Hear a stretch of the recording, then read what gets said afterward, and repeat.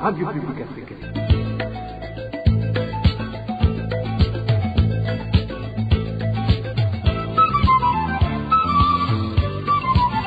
Radio Publique Africaine.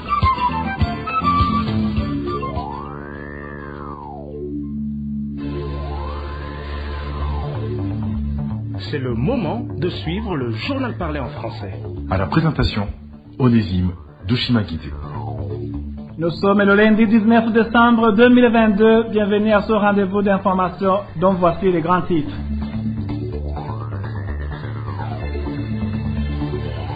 Le gouvernement burundais s'active pour sensibiliser les réfugiés burundais au rapatriement volontaire. Après d'intenses visites effectuées ces derniers jours dans les camps de réfugiés en Tanzanie, une délégation du gouvernement burundais est arrivée ce lundi à Kigali au Rwanda pour convaincre les réfugiés au rapatriement. Pour la coalition politique de l'opposition Sefor Arusha, le réfugié ne doit subir aucune pression pour pouvoir se rapatrier dans son pays d'origine. Le gouvernement doit plutôt créer un climat favorable au retour des réfugiés.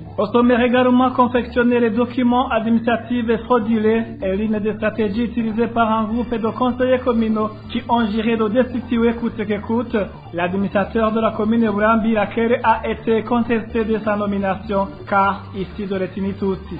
En fait, l'aéroport international de Bujumbura n'est pas épargné par la crise du carburant qui s'est vue au Burundi. Le carburant de type kérosène indispensable pour les moteurs d'avion à réaction manque pour le moment, une situation qui indispose les compagnies aériennes qui transitent par Bujumbura. Voilà pour le sommaire.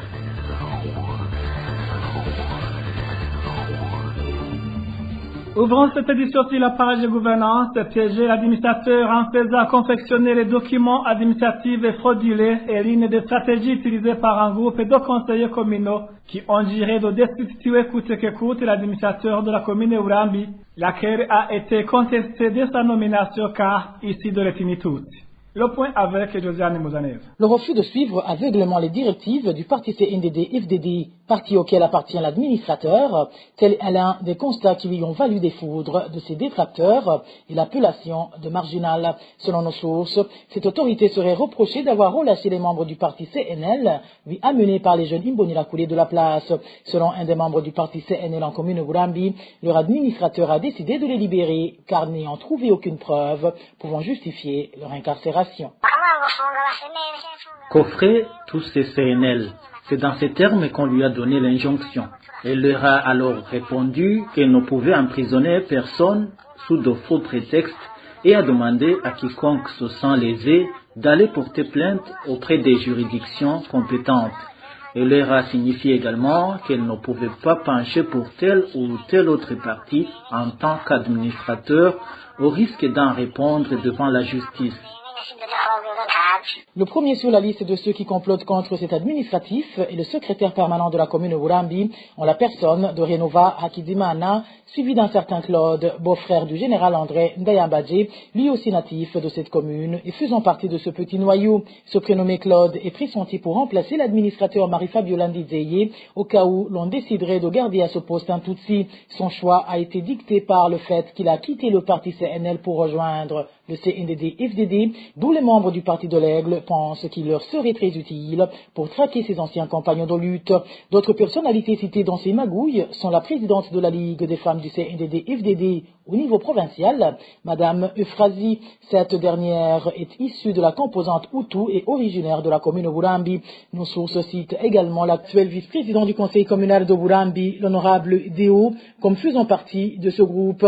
Un des membres du conseil communal de Burambi qui s'est confié à la RPA fait savoir que pour arriver à leur fin, ces gens ont corrompu le comptable qu'ils ont eux-mêmes imposé afin qu'il les aide à frauder des documents administratifs et ainsi faire coffrer l'administrateur et partant l'évincer une fois pour toutes. Je donnerai l'exemple des valeurs communales utilisées pour faire des cartes d'identité et des taxes. Le lieu d'approvisionnement est unique. Pourtant, le général André Ndayambadje, en complicité avec le secrétaire permanent et le comptable, ont fait faire frauduleusement ces documents et les ont mis en circulation. Mais, poursuivent nos sources, avant que cela n'aille plus loin, l'administrateur a découvert le pot rose et le comptable a été pris la main dans le sac. L'administrateur s'est vite rendu compte qu'il y avait des faux documents en circulation et a demandé au comptable où il avait mis le stock en provenance de la province d'Itega. Ce dernier a répondu que tout a été volé car il avait oublié de fermer la porte. C'est ainsi que l'administrateur a fait recours à l'officier de la police judiciaire qui a effectué une descente au domicile du dit comptable où ils ont trouvé tous les documents qu'il y avait cachés. Le comptable en question s'appelle Pascal. Nos sources à Burambi font savoir que, de peur qu'il ne révèle les noms de tous ses complices, le comptable, au lieu d'être arrêté et interrogé, ses complices ont organisé sa fuite et l'ont aidé à s'enfuir jusqu'en Afrique du Sud, où il réside depuis le mois de septembre de cette année. Révoltés, les habitants de la commune de Burambi demandent que des enquêtes soient diligentées afin que les coupables soient punis conformément à la loi. À ce propos, la rédaction de la RPA a cherché à joindre en vain Léonard Nyonsaba, gouverneur de la province de Rumongue. Nous avons également essayé de joindre Renova Hakizimana, secrétaire permanent de la commune de Burambi et principal instigateur de ces magouilles, mais son téléphone sonnait sans que personne ne décroche. Merci à toi, Josiane Mouzaneza. Toujours au chapitre gouvernance, 17 jours après la destitution des membres du bureau communal de Nyanzalak par 2/3 des conseillers communaux, cette destitution n'est toujours pas effective. Aimé Maguera, représentant du parti CNL à l'international, trouve que le cas de Nyanzalak démontre combien un régime dictatorial s'est instauré généralement au Burundi. Ce que nous observons dans la commune de Makamba, c'est un exemple très éloquent qui démontre suffisamment que le pouvoir du CNFDD est aux abois. En fait, c'est pas seulement dans la commune de Makamba qu'on observe du moins ce genre de choses, c'est anarchie. Et donc, on l'observe presque partout dans le pays. En fait, c'est généralisé. Le conseil communal a le pouvoir de démettre l'administrateur de ses fonctions. Mais chez nous, c'est le contraire. En fait, le parti CNFDD, 17 ans, presque 18 ans au pouvoir, il a toujours utilisé, il continue à utiliser toujours la méthode de répression, justement pour maintenir le peuple dans l'ordre. Et il sait pertinemment qu'il n'a pas été élu par cette population. Donc la population n'a pas confiance en son pouvoir. Donc ce qu'il fait, c'est utiliser cette manière forte pour réprimer la population, parce qu'il sait que cette population ne l'a pas choisi. Donc en quelque sorte, ce qu'ils appellent le représentant du peuple, il sait très bien que ce n'est pas vraiment ces représentants du peuple, ce sont des gens qu'on a mis effectivement pour exécuter les ordres du parti CNFDD, exécuter les ordres des généraux qui pillent le pays, qui tuent la population, qui continuent à museler cette population. Donc, ce qu'on observe, c'est justement normal pour un pouvoir dictatorial dont le CNFDD-FDD. Donc, il ne faut pas s'attendre des merveilles. Tant que le parti CNFDD est encore au pouvoir, nous allons assister toujours à ces coups de force. Parce qu'il est conscient qu'il n'a pas de légitimité. Donyanzala Kekapesir Lumongue pour parler des habitants de la zone Gatete en commune et province de Lumongue qui s'insurgent contre le comportement des autorités administratives et des policières qui, au lieu de trouver des solutions litiges de la population, envoient une vache laitière. C'est après qu'une sentinelle des boutiques de cette zone a été blessée à la tête, mais son agresseur n'a pas été condamné, sauf une sorte d'amende lui infligée par l'officier de la police judiciaire de cette zone.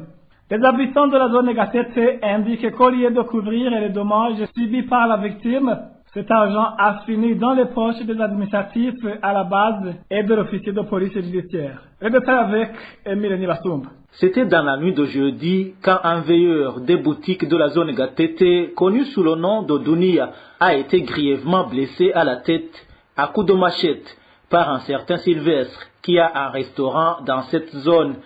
Selon une source de la RPA en zone Gatete, l'auteur du forfait a été arrêté le matin par un officier de la police judiciaire du nom de Rubeni, qui est en poste à la zone Gatete. Cet habitant de Gatete dit qu'il connaît la suite. Il a été arrêté le matin par un officier de la police judiciaire de la zone Gatete surnommé Ruben. Qu'a-t-il fait?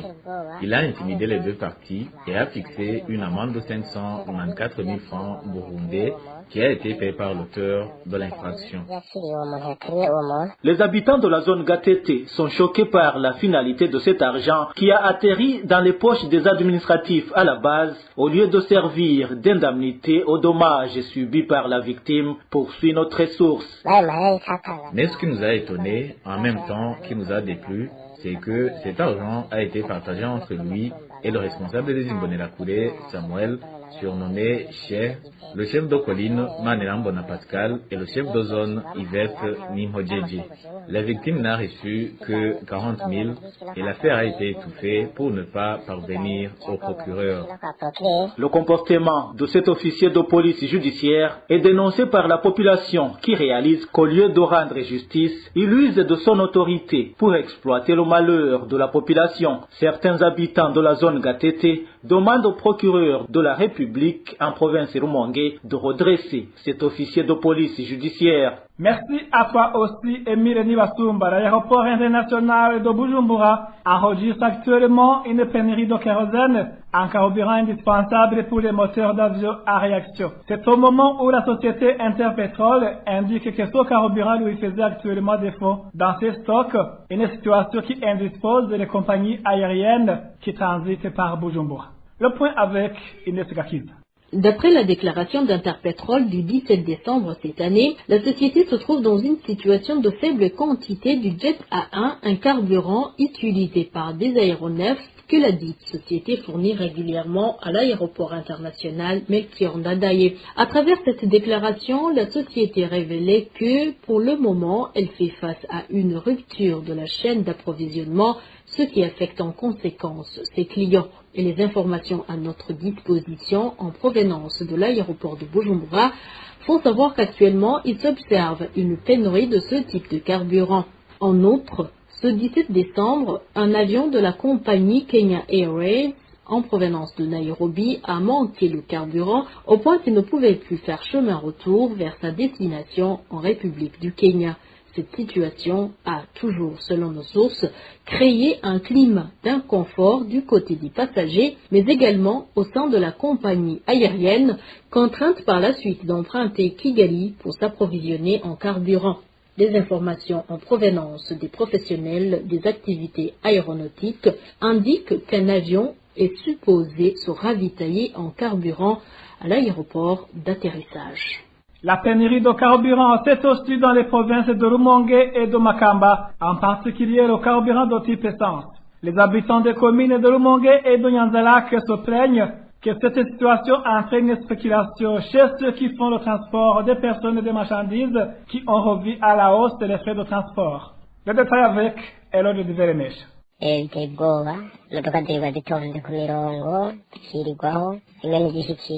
Cet habitant de la commune Nyanzalak indique que le problème de pénurie du carburant s'est empiré en province de Makamba où les conducteurs de véhicules et de motos peuvent passer toute la journée à faire la queue sur les stations-service en attendant que l'essence soit disponible. C'est au moment où 1,5 litre d'essence s'achète entre 9 000 et 10 000 francs au marché noir. Cela fait que ceux qui assurent le transport des marchandises et des personnes augmentent à leur guise les prix du ticket de transport, témoigne cet habitant. 1,5 litre d'essence se vend entre 9 et 10 000 francs. Un chauffeur qui parvient à s'en procurer sur le marché noir augmente comme il veut le prix de transport. Par exemple, le trajet qu'on faisait auparavant à 3 000 francs se paie aujourd'hui 5 000 francs. Là où on payait 5 000, auparavant, les frais de transport ont été majorés jusqu'à 7 000 francs. Les conducteurs font de la spéculation à cause de cette pénurie du carburant.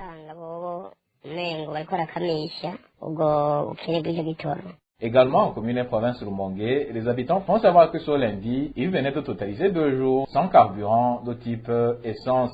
Ils ajoutent que quand il est disponible sur une station-service, des bousculades se remarquent à cause du grand nombre de personnes qui en ont besoin. Ainsi, le prix de transport du taxi-moto a grimpé suite à cette rareté de l'essence. Depuis avant-hier, il n'y avait pas d'essence. C'est aujourd'hui qu'il a pu être disponible sur la station-service située dans une localité communément appelée Kumugera Wangabo. Des policiers frappaient les gens car ils se bousculaient à cause de leur surnombre. Par conséquent, les prix de transport, surtout ceux de taxi-moto, ont été revus à la hausse. Le trajet pour lequel on payait 500 francs est passé de 1000 à 1500 francs burundais. Les habitants de ces provinces de Makamba et Rumongue interpellent les autorités du pays, en particulier le président Évariste Ndayishimiye, de résoudre ce problème qui préoccupe tous les citoyens sans distinction aucune. Cette pénurie de carburant engendre aussi de nombreuses difficultés chez certaines personnes qui exercent quotidiennement des métiers nécessitant du carburant. Nous y reviendrons dans nos éditions ultérieures. Merci à toi, Elodie Duvel-Mécha. Après une petite transition, nous ouvrons la page consacrée aux réfugiés. Je vous le disais, un titre, visite de la délégation du gouvernement burundais au Rwanda pour sensibiliser les réfugiés burundais au rapatriement volontaire. André Ndayambaje, chef de cette délégation, indique que le but de cette visite est de donner le message du gouvernement burundais. Ce dernier souhaite que les réfugiés rentrent au pays volontairement, car actuellement, il n'y a plus de raison de rester en exil. Annonce faite après une rencontre avec les représentants des ministères rwandais, dont celui chargé des réfugiés, les représentants des réfugiés burundais dans différentes villes du Rwanda, ainsi que les représentants du HCR au Rwanda. Suivez André Ndayambaje, le chef de la délégation burundaise.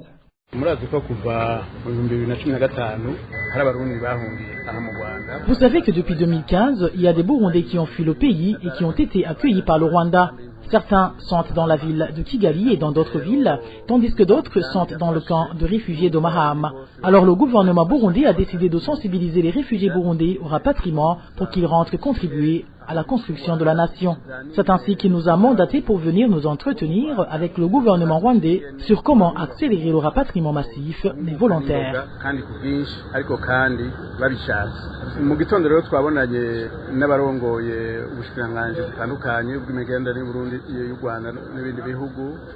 Ce matin, nous nous sommes entretenus avec les responsables de différents ministères, entre autres le ministère des Relations extérieures, le ministère de l'Intérieur et celui en charge des catastrophes. Dans notre entretien, ils nous ont raconté comment ils les ont accueillis et nous les en avons remerciés, mais également nous les avons remerciés pour ce soutien qu'ils continuent à témoigner envers les réfugiés burundais. Nous nous sommes entendus sur comment collaborer pour le rapatriement. Le HCR était également représenté. Nous avons transmis le message du gouvernement burundais qui souhaite vivement voir les Burundais regagner le pays. Il n'y a aucune raison qu'ils puissent les garder en exil, qu'ils soient d'ordre sécuritaire, économique ou autre. Qu'ils viennent vite se joindre aux autres pour construire le pays. De cette manière, nous aurons aussi aidé le Rwanda qui porte ce lourd fardeau depuis des années.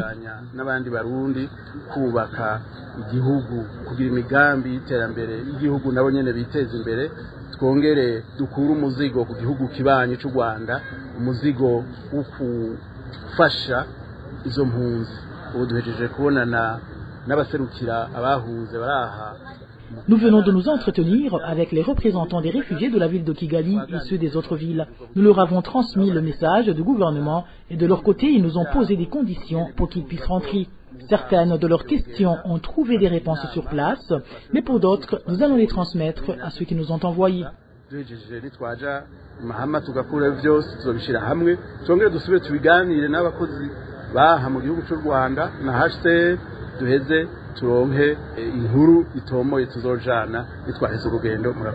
Au cours de cette rencontre, les réfugiés ont présenté des revendications pour que cet appel soit répondu comme il faut. Patrice Nadohoka, représentant des réfugiés burundais à Kigali, indique qu'il y a encore beaucoup de choses à faire pour que les réfugiés se sentent rassurés pour rentrer au pays.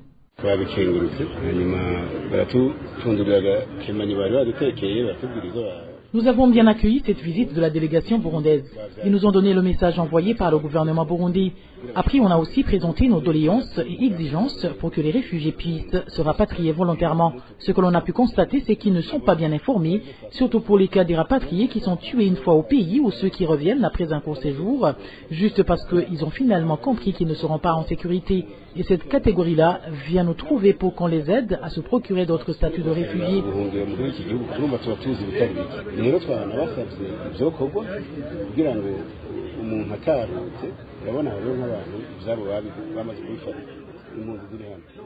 L'autre point qu'on a soulevé concerne les biens meubles et parcelles des réfugiés qui ont été confisqués par le gouvernement, sans oublier les comptes bancaires des individus et de différentes associations. Il y a aussi ceux qui sont toujours sous mandats internationaux, alors que le troisième mandat de Pierre Nkurunziza a été jugé illégal par la Cour de l'EAC.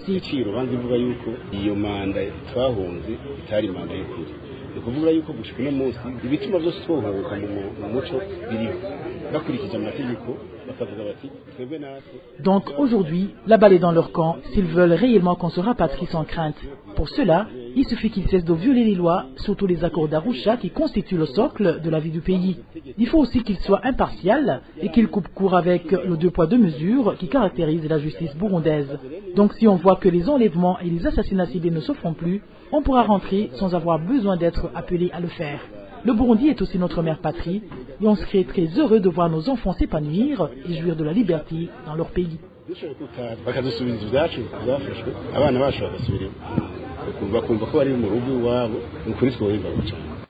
Cette visite se poursuivra en donnée au camp des réfugiés de Mahama au Rwanda. Pour Frédéric Bamvuginyumvira, le président de la coalition politique de l'opposition CEFOR Arusha, le réfugié ne doit subir aucune pression pour pouvoir se rapatrier dans son pays d'origine. Il demande au gouvernement burundais de créer plutôt un climat favorable au rapatriement. Suivez plutôt Frédéric Bamvuginyumvira. Un citoyen burundais qui quitte son pays pour aller se réfugier à l'étranger. Il ne le fait pas parce qu'il est content de quitter son pays, il le fait parce qu'il est contraint de le faire. Et pour retourner, il doit se sentir à l'aise pour qu'il puisse justement aller revivre dans sa famille. Il n'y a personne qui souhaiterait passer toute sa vie à l'étranger, loin de là. Maintenant, qu'ils aillent au Rwanda pour faire la même chose, alors qu'ils ont vu ce qui s'est passé en Tanzanie, je crois qu'ils devaient changer de méthode. La meilleure façon, c'est d'abord de aller, c'est vrai, écouter les populations réfugiées et les laisser se convaincre, chercher des informations, qu'ils exposent tout le problème. Et comme cela, il appartiendra aux réfugiés de décider de rentrer ou de ne pas rentrer. Frédéric Bamvuginyumvira sera notre invité à la fin du journal. Nous poursuivons cette édition sur les nouvelles de la société. Les enfants en situation de la rue deviennent de plus en plus en danger public au chef-lieu de la province de Kirundo. Ils volent et se promènent avec des couteaux qu'ils se servent pour intimider les gens. La population locale estime que ces enfants ne cessent d'augmenter en nombre. Le point avec Erubi Seigneur Mongere. Au chef-lieu de province Kirundo, les enfants de la rue sèment la terreur. Ils jouent le chat et la souris avec les propriétaires de magasins. Malheur à celui qui sort de son magasin oubliant de fermer derrière lui. Omniprésent, ces enfants s'introduisent dans le magasin et volent quelques articles que ce soit. Ils n'hésitent même pas à monter à bord de véhicules qui roulent pour y piquer quelques articles qui se trouvent. Ils se pointent pour se faire à des endroits où les véhicules doivent ralentir. Ces enfants en situation de la rue se trouvent dans des stations-service, au marché, au restaurant et au cabaret. Vraiment, ils sont dangereux parce qu'ils volent dans les boutiques et magasins, mais aussi dans les véhicules. Là, si tu oublies de bloquer, ils volent tout. Ces enfants agressent les personnes qui rentrent dès la tombée de la nuit. Les femmes sont les plus visées par ces enfants. Ces enfants viennent de différentes communes, nombreux viennent de la commune Mega, de Busoni et de Bugabira, mais ils sont encore plus nombreux, ceux qui viennent de Bugabira et de Busoni. Selon certaines personnes qui s'intéressent à la question des enfants de la rue, il serait aujourd'hui plus de 70 au chef-lieu de la province Kirundo. La population demande aux autorités habilitées de trouver solution à ce problème.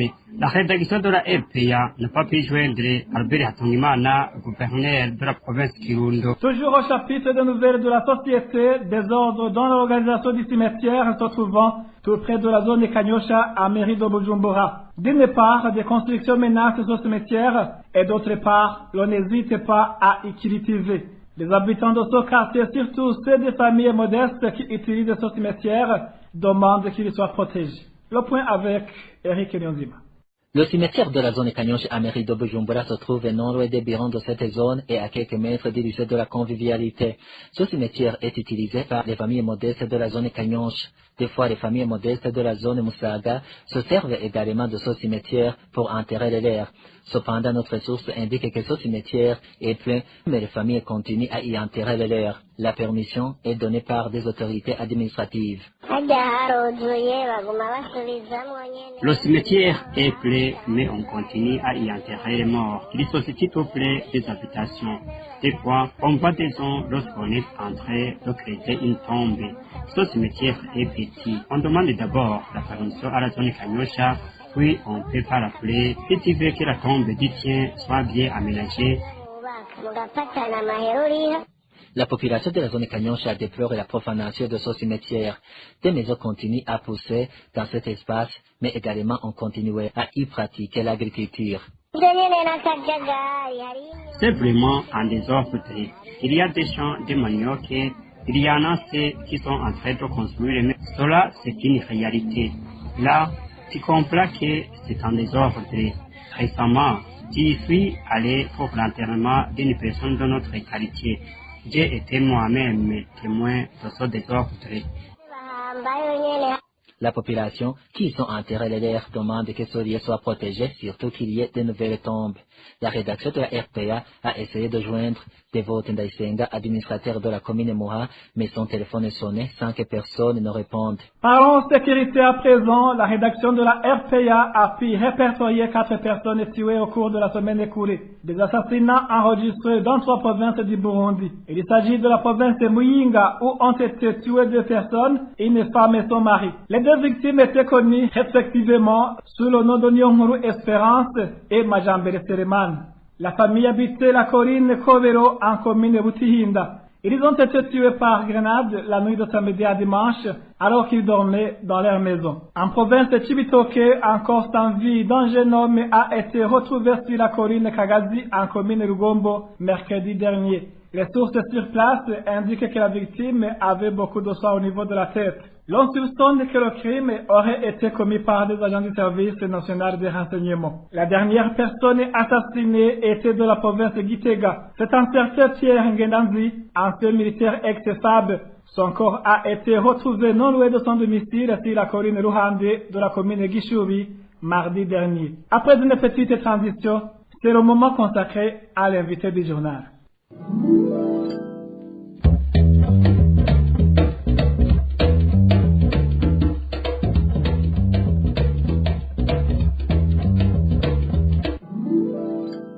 L'invité du journal d'aujourd'hui, c'est Frédéric Ambignyumvira, ancien vice-président de la République, qui va répondre aux questions d'Emile Nibasumba. Frédéric Ambignyumvira, vous dirigez la coalition politique de l'opposition burundaise, CEFOR Arusha, et vous avez également occupé le poste de vice-président de la République du Burundi. Vous avez aussi dirigé la CNRS, c'est la commission nationale de réhabilitation des sinistrés, pour ne citer que cela. Aujourd'hui, une délégation burundaise s'est rendue au Rwanda pour sensibiliser les Burundais pour le rapatriement vers le pays d'origine. Ce n'est pas du tout la première fois, puisque la campagne bat son plein dans la région. Pensez-vous qu'il est aujourd'hui temps que la plupart des Burundais regagnent leur pays d'origine? Un citoyen burundais qui quitte son pays pour aller se réfugier à l'étranger, il ne le fait pas parce qu'il est content de quitter son pays, il le fait parce qu'il est contraint de le faire. Et pour retourner, il doit se sentir à l'aise. Ça, c'est un. 2, c'est que aujourd'hui, dans notre pays, ça va faire 50 ans que les réfugiés ont été enregistrés dans les pays limitrophes et dans les pays éloignés du Burundi. Et comment est-il possible que dans 50 ans, on continue à avoir des réfugiés? Donc, ça veut dire qu'il y a eu de mauvaises politiques. Maintenant, qu'ils aillent au Rwanda pour faire la même chose, alors qu'ils ont vu ce qui s'est passé en Tanzanie, je crois qu'ils devaient changer de méthode. La meilleure façon, c'est d'abord de aller, c'est vrai, écouter les populations réfugiées et les laisser se convaincre, chercher des informations, et qu'ils exposent tout le problème. Et comme cela, il appartiendra aux réfugiés de décider de rentrer ou de ne pas rentrer. Mais ce qui se fait en Tanzanie, il y a quand même une question de fond, c'est que la Tanzanie, de connivence avec l'État du Burundi, essaie de traquer autant que cela puisse se faire les réfugiés. Imaginez, ils ont détruit les marchés où ils pouvaient échanger des produits. Et ils détruisent même les cultures, les bananes et autres, pour que justement ils n'aient pas quoi manger et qu'ils soient forcés à tout prix à retourner sur de leur pays. Au-delà, ils sont emprisonnés, ils sont battus, ils sont même tués pour que justement les populations soient forcées de rentrer. Mais quel genre de politique? Nous condamnons aussi l'attitude du HCR qui, au lieu de trouver des solutions convenables, continue justement plutôt à essayer de convaincre les Burundais à rentrer par force. Justement, c'est une campagne qui est menée en collaboration avec le Haut Commissariat des Nations Unies pour les réfugiés et le chef de service du HCR est chargé de la protection dans la région Est, dans les Grands Lacs et dans la Corne d'Afrique, a dit que même les bailleurs de fonds sont convaincus qu'il faut concentrer l'appui plutôt dans les zones de retour, c'est-à-dire pour ceux qui se rapatrient. La Tanzanie, elle, envisage même de fermer les camps. Comment interprétez-vous cette attitude?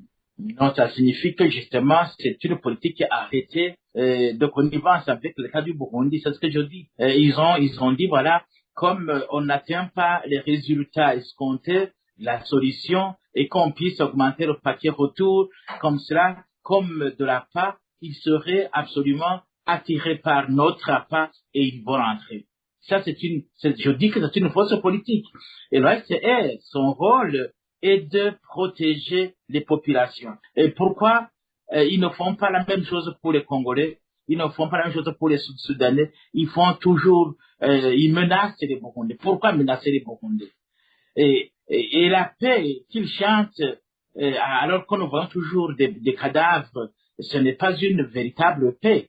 Et puis, l'absence du canon ne signifie pas forcément qu'il y ait absence de la guerre. La guerre, les gens continuent à être tués avec des armes blanches. Pourquoi? Donc, c'est pour cette raison que nous disons que la paix n'est pas là. Mais l'OACR a également expliqué que même les partenaires vont réduire l'appui pour concentrer l'appui au niveau du Burundi. Nous refusons justement cette distinction entre les Burundais, réfugiés burundais, les réfugiés congolais, les réfugiés sud-soudanais et les réfugiés d'ailleurs. Il faut un réfugié qui va à un autre, et ça veut dire qu'il n'y a pas un réfugié qui est sous protection et un autre qui n'est pas qui ne doit pas être sous protection. Mais non. Une toute dernière question. À votre avis, que devraient faire les pays hôtes, les Nations Unies, le gouvernement burundais et les concernés qui sont les réfugiés? Et quelle attitude à adopter? D'abord, je commence par les pays hôtes des réfugiés. Leur rôle résulte ou émane justement de la loi de 1951, mais aussi il y a une loi, une convention qui était signée au niveau de l'Afrique pour protéger les réfugiés. Deux, le HCR, lui aussi, il est contraint de respecter la loi. Il ne peut pas dire, pour ce pays, je ferme le camp. Pour celui-là, je ne ferme pas le camp. Pour les réfugiés eux-mêmes, lui, et il doit être sous la protection et continuer à apprécier, à suivre les informations de son pays pour savoir si, quand il est temps de rentrer, et quand il va sentir la paix dans son propre cœur, c'est à ce moment-là qu'il voudra décider de retourner dans son propre pays. Et on ne voudra pas les inciter, les cajoler, et donner des appâts, augmenter le paquet retour pour qu'ils soient attirés dans leur propre pays. Ça, ce sont de fausses solutions. Je regrette. Merci beaucoup, Frédéric Bamboudinho-Guira. Je rappelle que vous dirigez actuellement la coalition politique de l'opposition burundaise CFOR Arusha et vous avez également occupé le poste de vice-président dans le pays, et le Burundi. Et vous avez également diriger la Commission nationale de réhabilitation des sinistrés. Merci beaucoup d'avoir répondu à nos questions. Je vous en prie. Merci. J'espère que les gens qui nous ont suivis peut-être pourront entendre au moins des messages de soulagement parce que nous sommes dans une situation difficile, certes, mais absolument demain, ça va se calmer et on va entrer dans une situation autre que celle que nous sommes dans de vivre aujourd'hui. Merci. Et merci beaucoup. C'est parti que prend cette édition. Merci de l'avoir suivi. Merci aussi à l'équipe de la rédaction et à l'équipe technique pour les bonnes collaborations. À la présentation, vous étiez avec Onésime Dushimagui. Au revoir.